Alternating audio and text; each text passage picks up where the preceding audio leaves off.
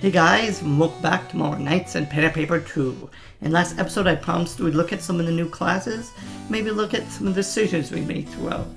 So let us look at some of our new characters. We now have the Exchange Student, Introversion receives 10% more XP, and Bookworm. Bestiary information fills up twice as fast. So neither of those I think are particularly interesting. So I think the Cheerleader is our best effect. I actually don't think we want Elf for our Rogue. Because I thought the plus 20 energy, but we don't use a lot of energy. Maybe later we use more Barrage of Knives. But I was thinking actually, we take... we don't actually take that much of a hit to our energy. The main reason being that both mind and body contribute to energy. So if we switch to Dwarf though, we lose the bonus to energy. However, we gain a 3% critical, gain quite a bit more damage, as well as a little bit more damage reduction. Since initiative isn't that important, I think we will actually change. Oh no, do we have to totally reset? I think we actually would have to. Okay, well then that's not the end of the world. But, good thing to look at. But let's look at our two new classes. The Warlock. Bring up Madness. When you run out of energy, you can use skills with health. When you do, gain 1 energy. So you use health instead of energy. Touch of Blight. Deal 5 damage, inflict a random condition on an enemy. Can target anybody. Life Transfer. Steal 1 health from all enemies to target party member. This spell can temporarily resurrect. So not permanent, only temporarily. That's kind of interesting. It's a heal and it does damage. As well as Summon Demon. Deal 3 damage to a random enemy each turn until you take 2 or more damage at once. Okay, and as you level up, you can take more damage. Okay, that's kind of interesting. Kind of an interesting little thing. And let's look at our other class, the Scion. So, Scion gets Psychosomatics. Deal 1 damage to all enemies when using your skill. So that's pretty solid. Get Misdirection. Target party member gains 2 threat and 1 damage reduction until your next turn. So that could be interesting using on your tank. But I don't think it's that powerful, because it's only for 1 turn. So any spell that's only for 1 turn in this game is not really worth it. Mind Invasion. Deal 4 damage and inflict confusion. That means that resist or inflict with rage instead. It only does it on 1 enemy, it seems, though. That's kind of bad. It will get boosted up, but it's not. It's just not.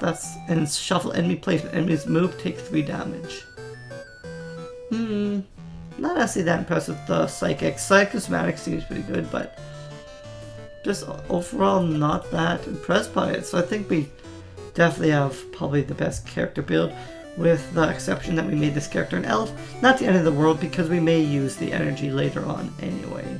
So, and the thing is, we're losing quite a bit of energy as well from using this heavy armor. So, but we could always take it off or swap stuff around, but not the end of the world. Let us exit the tavern.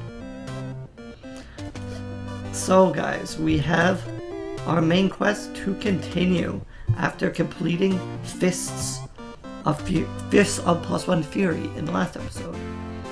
So let us go off and start cartographering. We need to find the cartographer. You head to that eastern part of town where his shop is. As you move to the east side, you see fewer and fewer people in the streets, as if this part has been abandoned. Hello, adventurers. Good to see you still in one piece. Good to see you too. What happened to your shop? It was looted last week by boosted bandits. Fortunately, I can remember most of my maps by heart. Wait Says told us that you can help us retrieve the artifact. Yes, she visited me ahead of you and told me everything. But before you can travel to the past, you need a vessel that can travel through time. And a bell tower. And lightning? Nothing that glamorous. The only problem is that the vessel and his feather have gone missing. Last I heard, it was in the Polyhedral Islands. If you didn't get that, that's a Back to the Future reference. You should travel there and ask around for the famous troglodyte scientist. Troglodyte scientist? Why, try not to be prejudiced. Or prejudiced. So next stop, Polyhedral Islands. Which way? To the west. Add a location to your map. Find it. Oh yeah, we completed that. So, we need to go like west of the Tower of Brass. So, not bad. Perfect. 20. See what we found. Stumble on an ignorant treasure chest that stands in the middle of nowhere. It begs to be emptied. Literally. No. It literally begs to be opened. That's funny. Before you do, make a census roll. So we got 3. By its tiny breathing movements, reveal its chest as a creature lying in ambush. Prepare for battle. Oh, so it's like a mimic. See, if we wouldn't have succeeded in the census roll, we might have stuck our hand in or something. Let's see if I get this done. Okay. I guess I don't need to pommel strike it now that I've successfully kind of bashed it in. Perfect! 37 damage from the mage. A winner is you. A grief sure things took an unexpected turn. So what did we learn today? That even mimics have treasures inside. that's kind of funny. We just got gold from that. We didn't get anything else. So, Polyhedral Islands. We got a polyhedral over there. Let us search for clues first and foremost. No, I'll search for clues after. There, we can quickly do it. I wasn't going to because it can be time confusing, but we only need 9. It's not like some of the ones that are like 16. Especially if you get like 4 in 1. We haven't been getting good luck here, but sometimes you get like 4 clues in one roll, so. There's 2. Oh. I was wondering if you could read it while rolling, but you cannot. Polyhedron's ring. Spend time on the floating polyhedrons awakens a deep memory within your mind. If you don't need to control, try combining those colorful rings. Ooh, that's a really good find. Those are the stat rings he's talking about. Improving your stats is actually really important, because if I can improve my stats, I can increase my rate of riposting. And we got the hidden gem. You find a large gem in the grass. You hear that insides of the floating islands are rich in minerals and sometimes precious gems appear on the surface. Nice. Ah, it's pretty crappy. Okay, now what? We're here at the Polyhedral Islands. Just a wild guess. Suddenly, an NPC appears and tells us how to get to the next part of the main story. Hello, how are you? Isn't it a nice day? Yes, indeed, it's a fine day, Miss Hedronist, I presume. Yes. Are you the new apprentice to help me with my study of the magnificent islands? Would you just go and write down the properties of those rocks over there? We don't have much time to spend chatting. They're round, heavy. We're actually here to try to find the troglodyte scientist. We heard that he came to see you. Round check, and heavy check. Thank you. Yes, troglodyte scientist visited and helped me with some calculations. But then he was ruthlessly abducted. He was sleeping suddenly at my base camp, and suddenly the sky was full of lights. Tall, thin humanoids came and took my unconscious friend to the flying vessel. The humanoids tied me up. Their skin was gray and rubbery. So that sounds terrible. How can we find him now? If you're up to finding him, I suggest go to the air pirate dock, where you can rent or buy a flying ship. Seriously, there was a floating hedron up there before, and now it's totally changed. Oh good, the airship docks are nearby, and now I can travel from the airship docks directly. So that's a good find. I do want to investigate the docks. This is only 8, so it shouldn't be too bad. Especially if we can get them 2 at a time. Ooh, I wonder if this is a store. I wonder if we can buy stuff here. If not, I definitely want to check out the new crafting recipe I got. There you go, 2 at a time. What did we find? Pirate fashion. Around here, most common sport eye patch. Many crafters give you free samples. Free eye patch samples. That's actually kind of funny. So if you get 1 big 3 roll, we're actually done. Okay. final roll, and we can move on out. Unless we fail every roll. No, we did not. Success. A game of cards. You join a card game, get information from locals. One card kept reappearing, and winning, you gain, which is a good sign to keep it. Interesting. Your damage range increased by 20%. And then you can get additional threat from using eye patches. What enemies can you fight here? Just air pirates.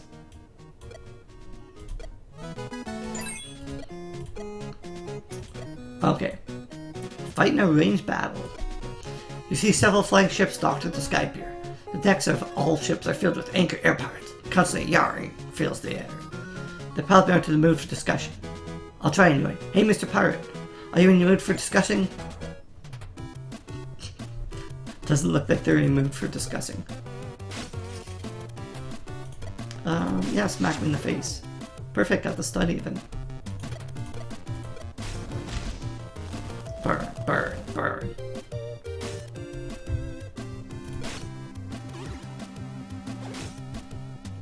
I may as well wrap him because I can. Otherwise he's not really doing anything.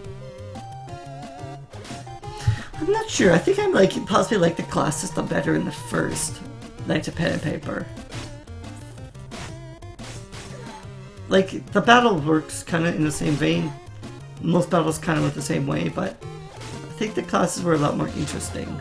There's a lot more interesting decision making to make. Here it's pretty much fire, wrap, attack, heal. That was something. Nice, now we have our own flying ship. Now, get your own very flying ship. It's kind of funny. Oh, the ship is its own area. Everything seems so small up here.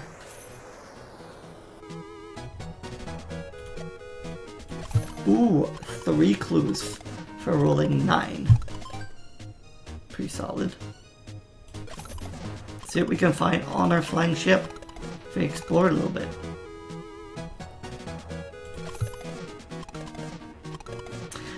I remember when this used to be so expensive, and now that we have, ooh, big birds. Sometimes birds land on a ship. Sometimes these birds are very, very big.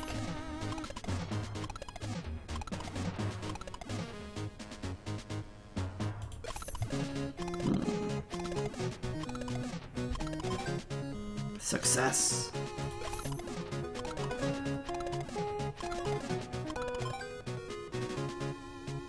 Exotic dishes. The ship cook has learned a recipe or two in his travels around Paperos. With a bit of coin, he's happy to share with you the secrets of an exotic dish.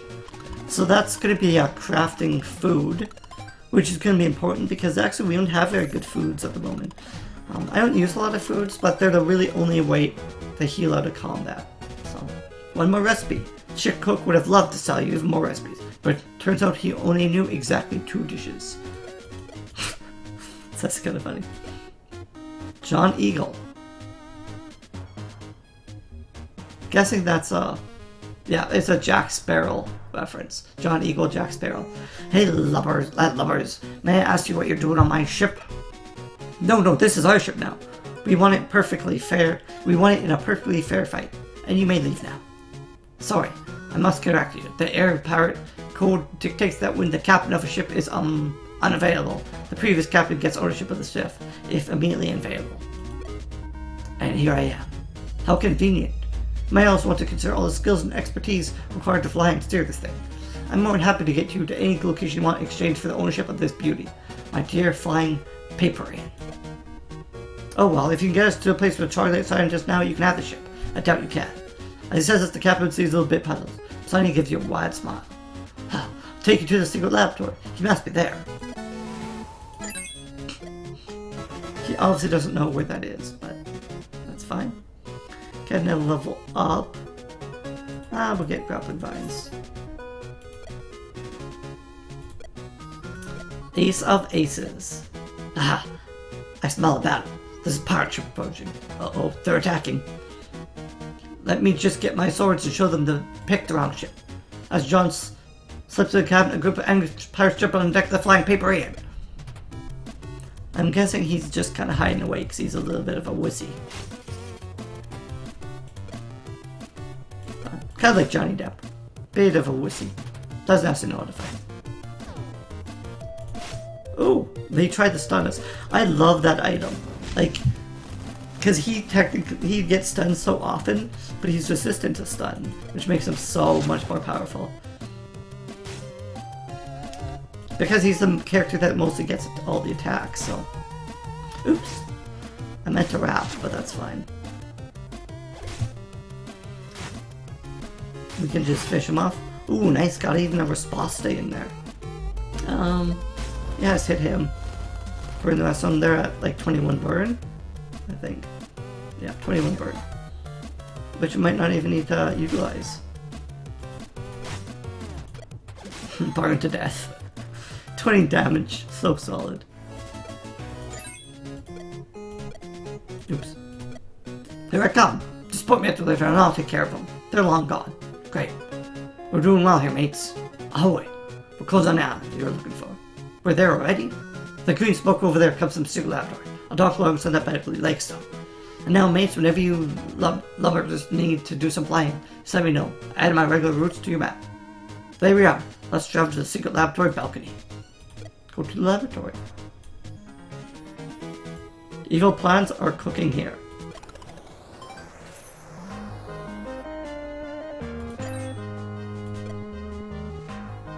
We just rest here a little bit. Okay, he's the one who kind of needs to be healed, but that's fine. As long as we heal a little bit, just because a lot of these guys are pretty much out of energy. Nah, that's fine with me. You pretty much got it all the way up, so. You easily get to the third floor and find a fully equipped laboratory. Shelves are filled with alchemy books and scrolls. Oh please, this is exactly the same as the laboratory at the Tower of Brass. Well, there are only a couple of companies that provide these laboratories for RPG settings. Anyways, there are no mustache guys with yellow overalls this time. So do you notice that the brain inside the jar is trying to communicate with you? Oh, I can see it's wiggling. Its wrinkles making brainwaves. What is it trying to say? I have no mouth, and I must howl.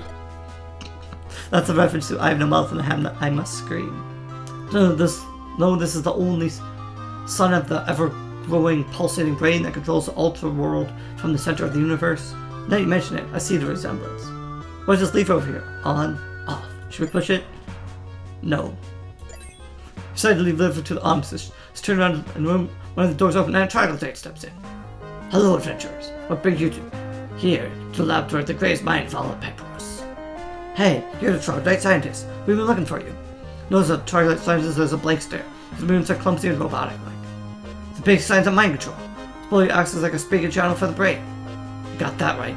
I can read from your mind that you want to take troglodyte scientist from me. I cannot let you do that. Can you find a less important person for your mind control hobbies? Being the most intelligent, most cunning on this plane of existence, I prefer smart conversations. I can let you ask 2 questions of troglodyte scientist, then you must leave. Where's the fighting option? Violence is not an option. And you're no match for me. But I suppose you want to communicate with the troglodyte scientist now. Okay. Wiggle, wiggle. Whoa, hey, who are you? What are you doing here? We need to get to the past and unearth an ancient artifact to defeat the evil paper knight. Now give me that map and be gone. I finally found an intellect I can call equal. Map, one does not simply walk to the past. There you go. Now go. He added the past to the map. Apparently we can just walk there. That's actually pretty funny. But anyway, guys, I think we'll call this an episode here, and we'll be back in the next episode for more. Thanks, guys. Later.